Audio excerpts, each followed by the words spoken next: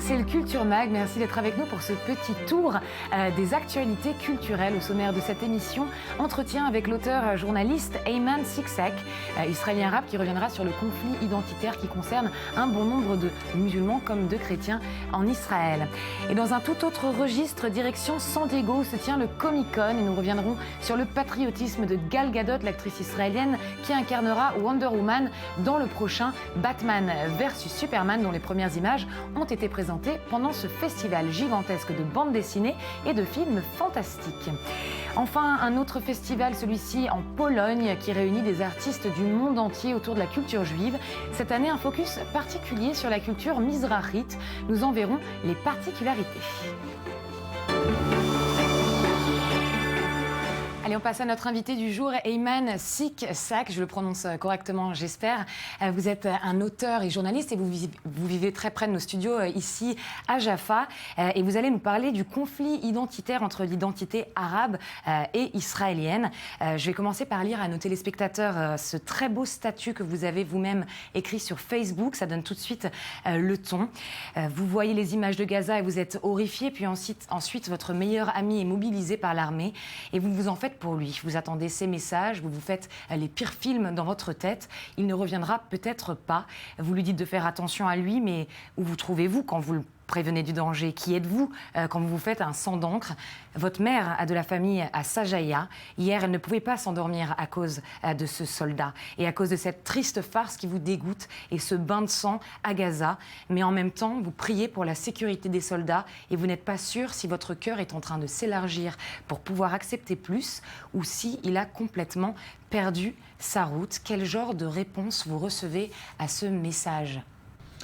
Vous savez, les commentaires que j'ai reçus ont été largement positifs. Mais ce que j'ai surtout appris de ces commentaires, c'est que de tels conflits existent dans toutes les composantes de la société israélienne.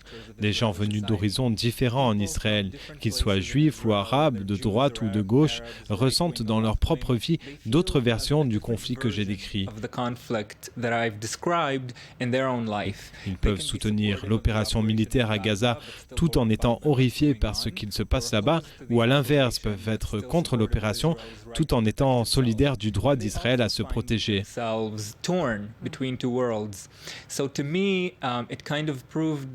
Ils se trouvent eux aussi déchirés entre deux mondes.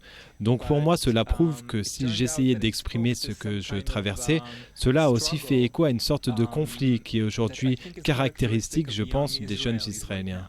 Justement, donc, comme vous le dites, ce texte met complètement le doigt sur la complexité de cette double identité. Vous devez certainement le ressentir vous-même. Les gens ont du mal à accepter cette double identité. Est-ce que vous pensez justement, grâce à ce genre d'écrit, grâce à l'art, grâce à la culture, eh bien, ça peut aider les gens à accepter ?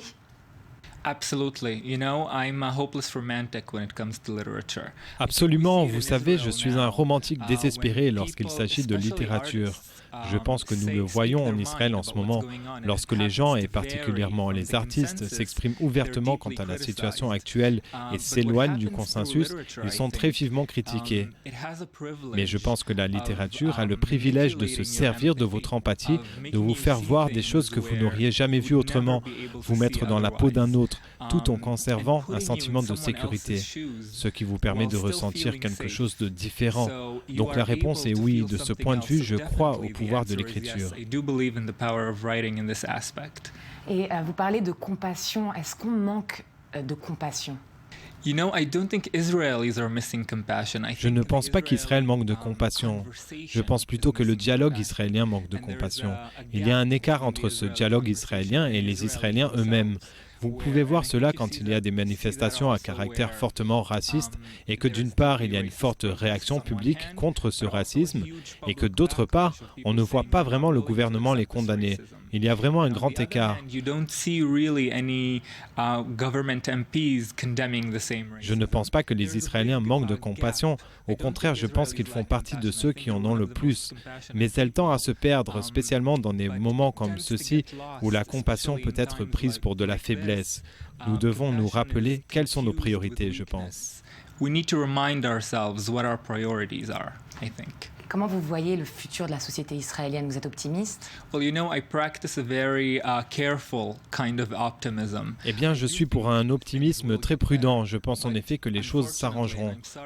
Mais malheureusement, et je suis désolé de dire ça, je pense que les choses devront empirer avant qu'elles ne s'améliorent.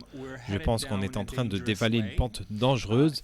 Les choses s'arrangeront à nouveau, mais pour le moment, il semble que nous soyons en prise à quelque chose qui nous dépasse. Et nous aurons un travail immense après cela.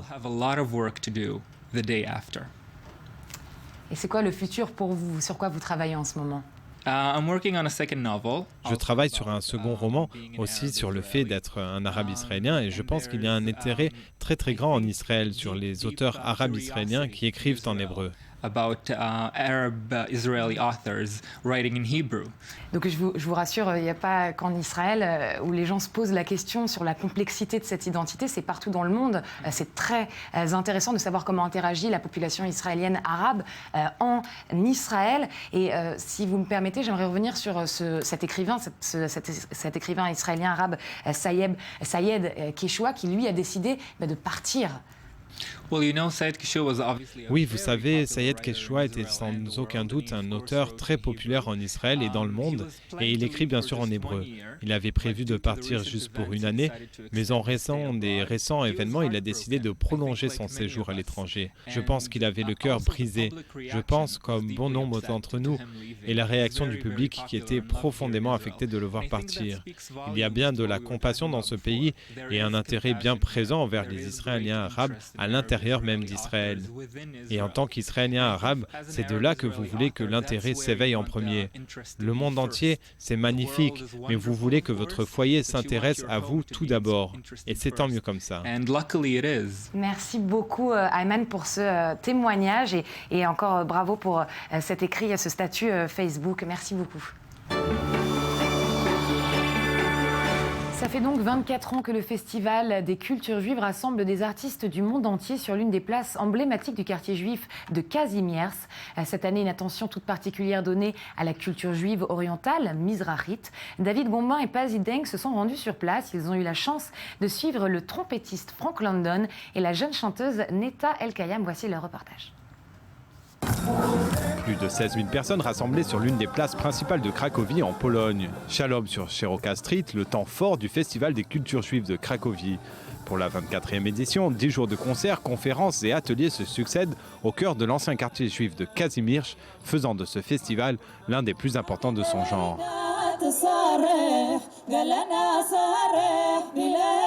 Fondé en 1988, alors que le régime communiste déclinait, ce festival a depuis évolué. L'un des vétérans, Frank London, trompettiste et fondateur du groupe américain Klezmatics, se souvient.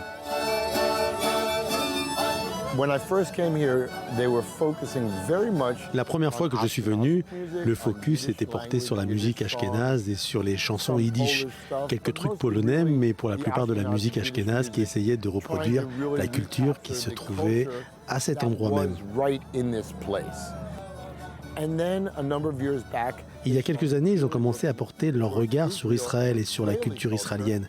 Pas seulement israélienne, mais aussi sur les autres cultures juives, sur la culture juive orientale.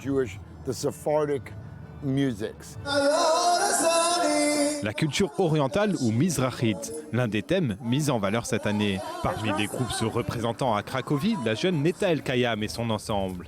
Elle chante des chansons traditionnelles juives marocaines, mais aussi ses propres compositions. Ce qui est génial, c'est que cette musique parle aux deux publics, à la fois au public juif, mais aussi aux Marocains musulmans. Elle crée une unité. La preuve, c'est qu'à Cracovie aussi, une musique qui apparemment parle à tout le monde. Ce concert est particulier pour Netta El-Kayam. Il s'agit de sa première en Pologne.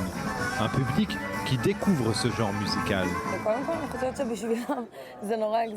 Tout d'abord, je pense que pour eux, c'est très exotique. Ça leur apporte des nouvelles sonorités, mais en dehors de la musique, je ne pense pas qu'il y ait beaucoup de gens qui sont au courant de l'existence de la communauté juive marocaine en Israël. Un concert exceptionnel pour cette jeune chanteuse. Alors qu'elle s'apprête à monter sur scène, 16 000 spectateurs, pour la plupart polonais, se montrent enthousiastes. J'attends de voir Jeff Washaver qui animait l'atelier. Mais à part ça, on adore tout le Shalom. Tous les chanteurs sont bons, donc tout va bien. L'impression, c'est qu'il y a énormément de monde à Cachemire. L'ambiance est vraiment open. Les gens s'amusent, il fait beau. On découvre de la musique qu'on ne connaît pas. Donc, ouais, non, c'est chouette, c'est chouette. Un concert réussi pour Netta, immédiatement suivi par une autre performance, le All Star Orchestra, rassemblant tous les groupes ashkénazes comme séfarades. Un mélange à première vue étrange, mais qui se révèle plus naturel qu'il n'y paraît. Il y a quelque chose dans le klezmer qui me rappelle pas mal de choses de notre musique. Ça m'émeut beaucoup. Il y a beaucoup de vibrato, par exemple. Nous avons des gens qui apprennent des choses. Vous savez comment faire de la musique traditionnelle et aussi comment mélanger les choses. Et c'est cette capacité à vraiment être dans la culture et à apprendre et à se respecter l'un et l'autre. Je pense que c'est peut-être la chose la plus importante. Un mélange des genres inoubliable qui restera gravé dans la mémoire de Netta.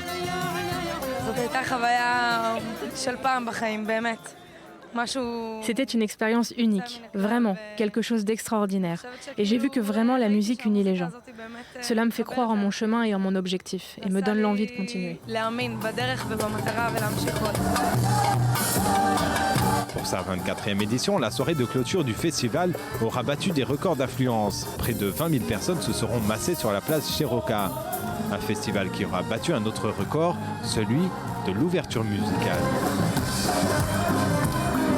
On le sait, Wonder Woman au cinéma sera incarnée par Gal Gadot, l'actrice mannequin israélienne, pour le prochain Superman versus Batman. Mais alors voilà, en tant qu'ex-soldat de Tsahal, la jeune actrice n'a pas hésité à montrer ouvertement son soutien pour son pays sur les réseaux sociaux dans cette période de guerre. L'engagement patriotique de Gal n'a pas plu à tous les fans de Superman qui l'ont critiqué jusqu'à demander à l'équipe du film de la remplacer. Cette Wonder Woman, de son côté, la production du film n'a fait aucun commentaire. Et Gal Gadot a participé normalement à la promotion de Batman vs Superman Dawn of Justice au Comic-Con de San Diego, dont on va parler tout de suite avec vous, Sandy Fortis. C'est une convention très célèbre qui a lieu chaque année où des milliers de visiteurs y vont pour découvrir toutes les dernières infos sur les séries et les films de super-héros à venir. Et oui, la convention Comic-Con, le paradis des geeks par excellence. Alors environ 130 000 personnes y sont passées ce week-end. Alors on a pu voir effectivement tout ce qu'on attend d'une telle convention. Des milliers de personnes déguisées en costume de leurs super-héros préférés, des stands de BD en nombre, des jouets, des figurines et surtout un parc d'exposition énorme et particulièrement le fameux Hall H. C'est la plus grande salle de la convention. Alors entre 8 000 et 10 000 personnes faisaient la queue pour y entrer. Mais malheureusement, il n'y a que 6 500 places. Les autres ont dû camper dehors dans l'espoir d'apercevoir leur star préférée. Et les studios étaient présents, ils sont habitués à cette convention, ces grands studios. Alors justement, il n'y a pas eu énormément de présentations de gros studios cette année. Alors pendant longtemps, ceux-ci pensaient qu'un gros buzz pendant cette convention suffirait à garantir le succès de leur film.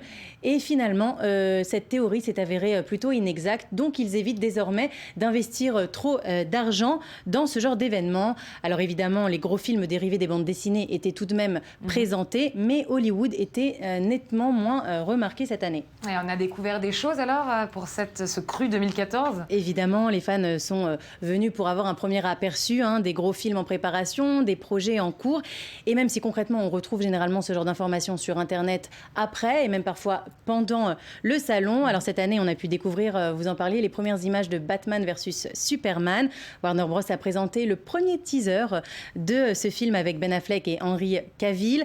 Alors c'était une bande-annonce très brève, mais elle a complètement excité le public. C'était un moment très attendu par ses fans. Et autre découverte, Gal Gadot, justement, vous en parliez, qui a le rôle de Wonder Woman. Alors l'image de cette actrice israélienne qui monte en ce moment aux États-Unis a été également révélée sur Twitter. On l'a découverte dans Fast and Furious déjà, dans la série Fast and Furious. Exactement, et donc là elle va incarner Wonder Woman et son costume est plutôt sombre, c'est une Wonder Woman assez sombre. Oubliez le costume bleu, blanc, rouge de la version originale typiquement américaine. Et alors ça faisait partie des temps forts de cette convention ? Oui, mais surtout le grand événement de ce Comic-Con, c'était la découverte des premières images du prochain Avenger Age of Ultron, la suite du 3e film le plus rentable de tous les temps. Nous avons pu voir la première affiche du film montrant tous les héros se battant avec une horde de robots Ultron. Alors le robot maléfique sera incarné par James Spader. On peut le voir sur cette affiche, son armée de sbires et de robots Ultron. Alors l'acteur Josh Brolin jouera également le rôle de Thanos, l'un des plus méchants personnages d'Avengers de Marvel, qu'on découvre à la fin du premier film, justement. Comment va-t-il incarner le prochain long métrage? On ne le sait pas encore, il faudra patienter. Merci beaucoup Sandy Fortis, c'était donc les news du Comic-Con de San Diego. Voilà, c'est la fin de notre Culture Mag, de votre Culture Mag. On se retrouve demain à la même heure. D'ici là, bon retour sur la planète Terre.